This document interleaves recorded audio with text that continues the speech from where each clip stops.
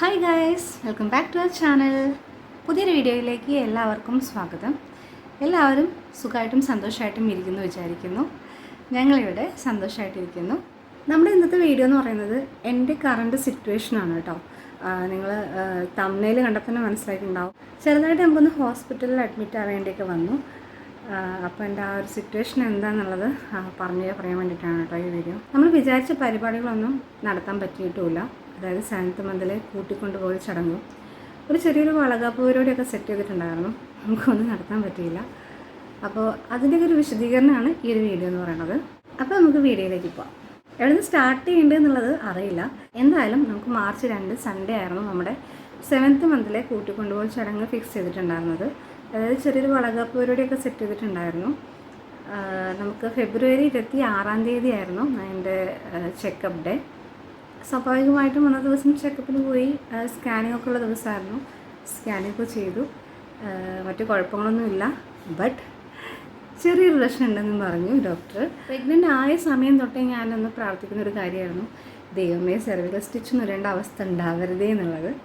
പക്ഷേ ഇപ്പോൾ നമുക്ക് അവസാനം ഈ ഒരു 7ാം മാസം ആയപ്പോഴത്തേക്കും നമുക്ക് അങ്ങനെ ഒരു സിറ്റുവേഷനിലേക്ക് എത്തിയിട്ടുണ്ട്.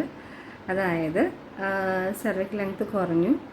അപ്പോൾ അതുകൊണ്ട് എത്രയും പെട്ടെന്ന് സ്റ്റിച്ച് ചെയ്യേണ്ടി വരും എന്ന് പറഞ്ഞു ഡോക്ടർ. അപ്പോൾ അതെല്ലാം സാധാരണ ആണ്. എങ്കിലും കേട്ടപ്പോൾ ഒരു ടെൻഷനായി.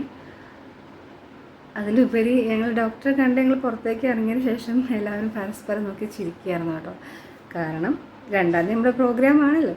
26ാം തീയതി ചെന്നപ്പോഴാണ് ഈ ഒരു സംഭവങ്ങളൊക്കെ ഇങ്ങനെ ഉണ്ടാകുന്നത്. എമർജൻസി ആയിട്ട് അഡ്മിറ്റ് ആവാൻ പറഞ്ഞു പെട്ടെന്ന്. ഞങ്ങളെല്ലാവരും പരസ്പരം നോക്കി ചിരിച്ചു. ഇങ്ങനെ നോക്കി നിന്നു, ഇനി എന്ത് ചെയ്യും അടുത്തതെന്ന് പറഞ്ഞിട്ട്. എന്തായാലും വീട്ടിലേക്ക് വേഗം വിളിച്ച് പറഞ്ഞു, പെട്ടെന്ന് ഇങ്ങനെ സിറ്റുവേഷൻ ഉണ്ടായിട്ടുണ്ട്, എത്രയും പെട്ടെന്ന് അഡ്മിറ്റ് ആവാൻ പറഞ്ഞിട്ടുണ്ട്. ബാക്കിയുള്ള സംഭവങ്ങളെല്ലാം നമ്മൾ ഓരോ പരിപാടിക്കുള്ള പ്രോഗ്രാമിനുള്ള ഓരോ സംഭവങ്ങളും സെറ്റ് ചെയ്തുകൊണ്ട് വരികയായിരുന്നു. തൽക്കാലം അതെല്ലാം അവിടെ സ്റ്റോപ്പ് ചെയ്യാൻ പറഞ്ഞു. പന്തൽ പണിയും നമ്മുടെ കാറ്ററിങ്ങും കാര്യങ്ങളെല്ലാം ക്യാൻസൽ ചെയ്തു. സ്റ്റിച്ച് ചെയ്തിട്ടില്ല എന്നുണ്ടെങ്കിൽ നമുക്ക് ഏത് നിമിഷവും ഡെലിവറി പ്രതീക്ഷിക്കാം. കാരണം 7th മന്ത് ആയിട്ടേ ഉള്ളൂ. അപ്പോൾ എന്തായാലും സ്റ്റിച്ച് ചെയ്യുന്നതാണ് ഏറ്റവും ബെറ്റർ എന്ന് പറഞ്ഞു. പിന്നെ സ്റ്റിച്ച് ചെയ്യുന്നതിനെ കൊണ്ടുള്ള അതിനൊരു പോസിബിലിറ്റി എന്ന് പറയുന്നത്, ഒന്ന് വാട്ടർ ബ്രേക്കേജ് ഉണ്ടാവാം, അല്ലെങ്കിൽ കൺട്രാക്ഷൻ ഉണ്ടാവാം. ഈ 2 കാര്യങ്ങളും കൂടെ ഡോക്ടർ പറഞ്ഞതിന് ശേഷമാണ് കേട്ടോ ഞങ്ങളടുത്ത് സ്റ്റിച്ച് ചെയ്യേണ്ട കാര്യങ്ങൾ തീരുമാനിച്ചിട്ട് വേഗം വരാൻ പറഞ്ഞത്.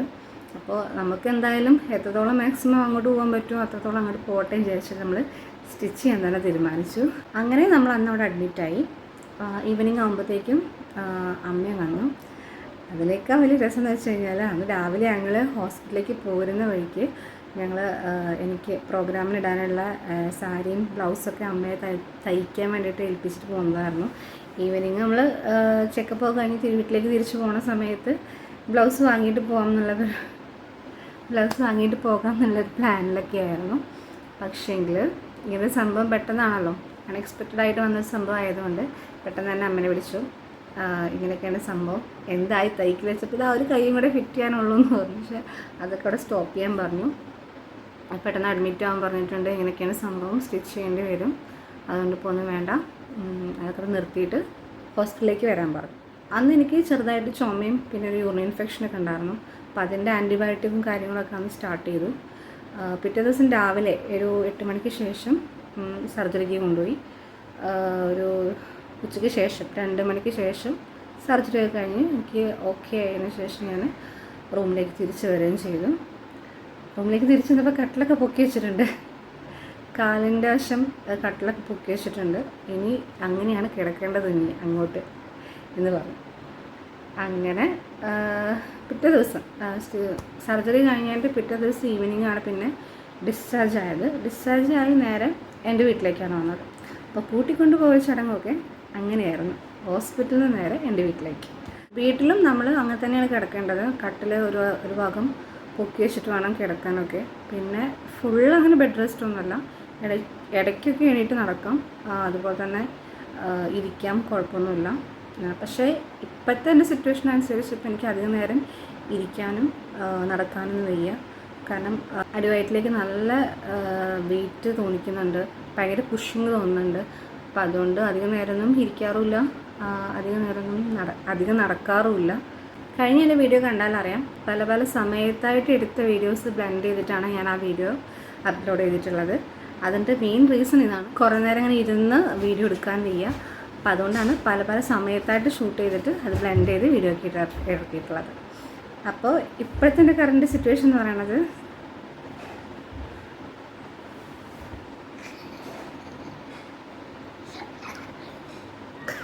വീഡിയോ എടുക്കാൻ സമ്മതിക്കരുത് കേട്ടോ.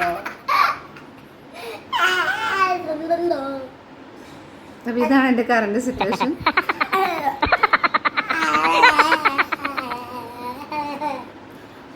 നിങ്ങളുടെ സർവിക്കൽ സ്റ്റിച്ച് ചെയ്തതിൻ്റെ അനുഭവങ്ങൾ എന്തൊക്കെയാണെന്നുള്ളത് കമൻറ്റ് ചെയ്യണേ.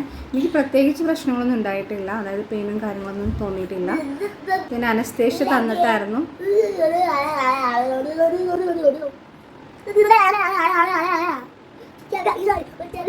ഇത് പോലീസിന് അറിയിക്കണം കേട്ടോ. എന്നിട്ട് ഇതാണ് തനി ഇവ എത്രയും പെട്ടെന്ന് അറസ്റ്റ് ചെയ്യാനുള്ള എല്ലാവിധ കാര്യങ്ങളും ഉണ്ടാക്കണം. പിന്നെ അനസ്തേഷ്യ തന്നിട്ടായിരുന്നു ചെയ്തതൊക്കെ, അതുകൊണ്ട് പെയിനും കാര്യങ്ങളൊന്നും അറിഞ്ഞിട്ടില്ല. ചെയ്തതിന് ശേഷം അത് എനിക്ക് പെയിനും കാര്യങ്ങളൊന്നും തോന്നിയിട്ടില്ല. ദൈവാനുഗ്രഹം. കുറേ പേരൊക്കെ അങ്ങനെ പറഞ്ഞു കേട്ടിട്ടുണ്ട്, സ്റ്റിച്ച് ചെയ്തിട്ട് പെയിനൊക്കെ ഉണ്ടായിരുന്നു എന്നൊക്കെ കേട്ടിട്ടുണ്ട്. അപ്പോൾ അത് വെച്ചിട്ടാണ് ഞാൻ ആദ്യം തൊട്ടേ ഞാനിങ്ങനെ പ്രാർത്ഥിച്ചിരുന്നത്, ദൈവം സ്റ്റിച്ചിങ് കാര്യങ്ങളൊന്നും ഉണ്ടാകാനുള്ള അവസ്ഥ ഉണ്ടാകാതെ എന്നുള്ളത്. പക്ഷെ അവസാനം ഈ ഒരു സിറ്റുവേഷനിലേക്ക് വന്നു. പിന്നെയെന്ന് പറയുന്നത്, ഞാൻ ഹോസ്പിറ്റലിലേക്ക് പോകുന്നതിൻ്റെ തലേ ദിവസം നമ്മുടെ ആൻവിൻ്റെ അംഗൻവാടിയിലെ വാർഷികമായിരുന്നു. നമ്മുടെ അടുത്തുള്ള ഒരു ഓഡിറ്റോറിയത്തിൽ വെച്ചിട്ട് തന്നെയായിരുന്നു പ്രോഗ്രാമൊക്കെ ഉണ്ടായിരുന്നത്. അപ്പോൾ ഞാൻ അവിടെ പോയിട്ടുണ്ടായിരുന്നു. അങ്ങനെ എന്നെ ഒരുപാട് പേര് കണ്ടതാണ് അവിടെ. പിറ്റേ ദിവസം ഞാൻ ഹോസ്പിറ്റലായെന്ന് കേട്ടപ്പോൾ എല്ലാവരും വിചാരിച്ചത് ഞാൻ ഈ തലേദിവസത്തെ പരിപാടിക്ക് വന്നതിന് ശേഷം ഉണ്ടാകുന്ന ഒരു ആഫ്റ്റർ എഫക്റ്റാണ് എന്നൊക്കെ വിചാരിച്ചിട്ടുണ്ട്. പക്ഷെ അങ്ങനെയൊന്നുമല്ല. കുഞ്ഞിൻ്റെ വെയിറ്റ് നമ്മുടെ സർവീസിന് താങ്ങാനുള്ളൊരു ബലം ഇല്ലാത്തത് കൊണ്ട് ഓപ്പണായിട്ട് വരികയായിരുന്നു. അപ്പോൾ ഇതാണ് എൻ്റെ കറണ്ട് സിറ്റുവേഷൻ. ഞാൻ വീട്ടിൽ ഇപ്പോൾ ബെഡ് റെസ്റ്റിലാണ്. പിന്നെ ഡോക്ടർ പറഞ്ഞായിരുന്നു ഡിസ്ചാർജ് ആയതിനു ശേഷം 1-2 വീക്ക് കഴിഞ്ഞിട്ട് വേണമെങ്കിൽ പ്രോഗ്രാം നടത്താമെന്നൊക്കെ. പക്ഷെ വേണ്ട, പിന്നെ അതിനുള്ള റിസ്ക് എടുക്കാൻ ഞങ്ങൾ നിന്നില്ല. അപ്പോൾ ഇത്രയേ ഉള്ളൂ നമ്മുടെ വീഡിയോ. അടുത്ത വീഡിയോ ആയിട്ട് വരുന്നവരേക്കും ബൈ.